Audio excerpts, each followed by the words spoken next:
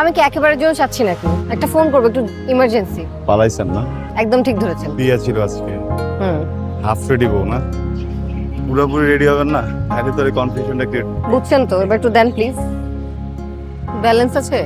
থাকবে না কেন? আছে। কি হলো?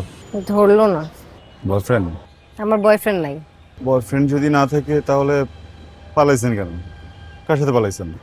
আপনাকে কেন বলতে হবে? কিউরিওসিটি। নিজের সাথে পালিয়েছে। কেন?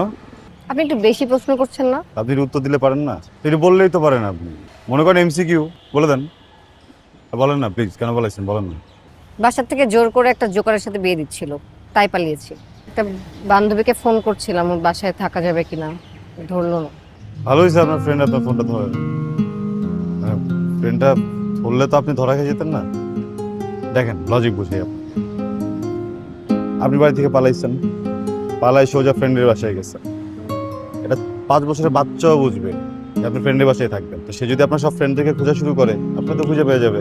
তো আপনার পরিবার আপনাকে ধরে ফেলবে না? তাহলে কি করব? আজব, আমি আপনার সাথে কথা বলছি কেন? সরেন, আমাকে আমার রাস্তা যেতে দেন। এই যে হ্যালো, এই এই এই এই যে নাম ভুলে গেছি। এইটা একটু শোনেন না প্লিজ প্লিজ, সরি একটু।